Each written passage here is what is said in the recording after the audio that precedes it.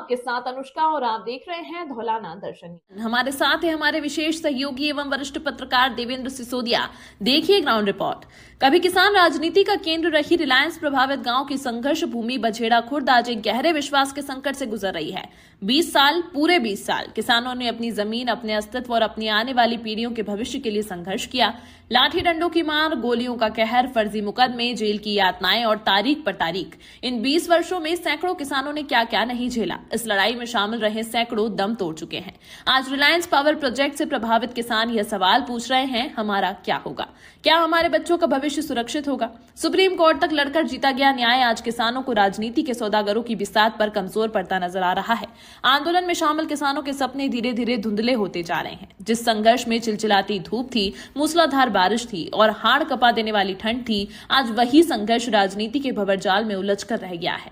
किसान नेताओं में वर्चस्व की लड़ाई ने किसानों को अलग अलग खेमों में बांट दिया है। सूत्रों का कहना है प्रशासन किसानों से सीधे संवाद की राह तलाश रहा है, लेकिन राजनीति से जुड़े लोग किसानों के कंधे पर बंदूक रखकर अपने स्वार्थ साधने में लगे हैं। किसान नेता कभी इधर तो कभी उधर झुकते नजर आते हैं और आम किसान आज भी इंतजार कर रहा है सरकार के फैसले का, न्याय के उस पल का जिसके लिए उसने 20 साल धूल फांकी।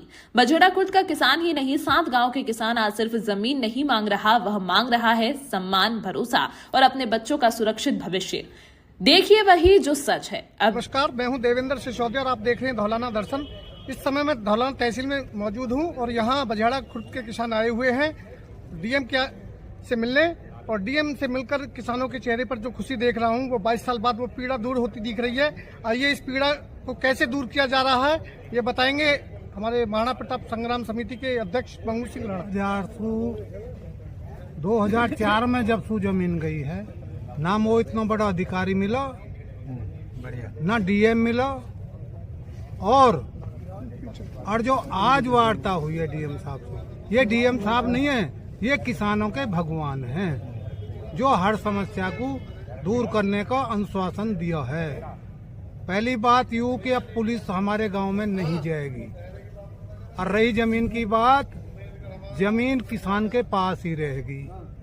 जो जमीन वापसी आवेगी तो बिना जो लिया है वहाँ पे ब्याज नहीं लगेगा।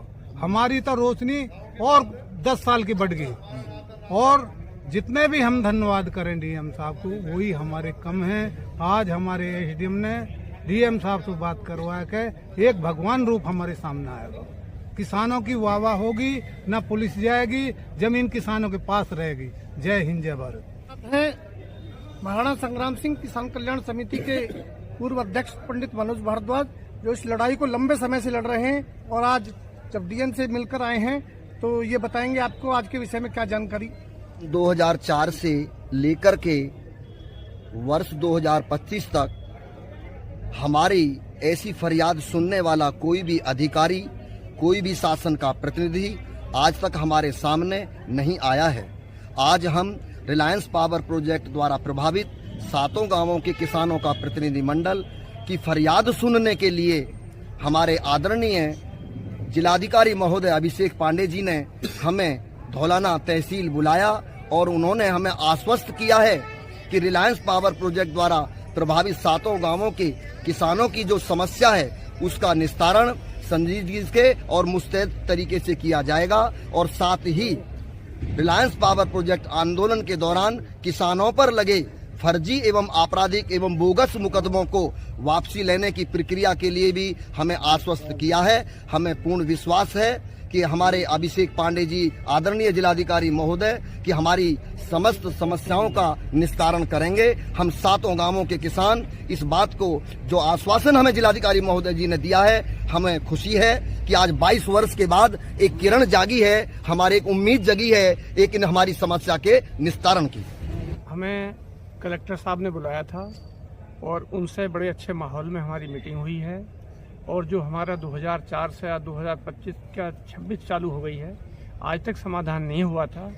अब हमें उन पर पूरा विश्वास और भरोसा है कि हमारी उस समस्या का समाधान करेंगे। जो जिन किसानों पे आपराधिक मुकदमे हैं वो भी लौटेंगे, और साथ भी हमारी जमीन वापसी का आश्वासन उन्होंने दिया है।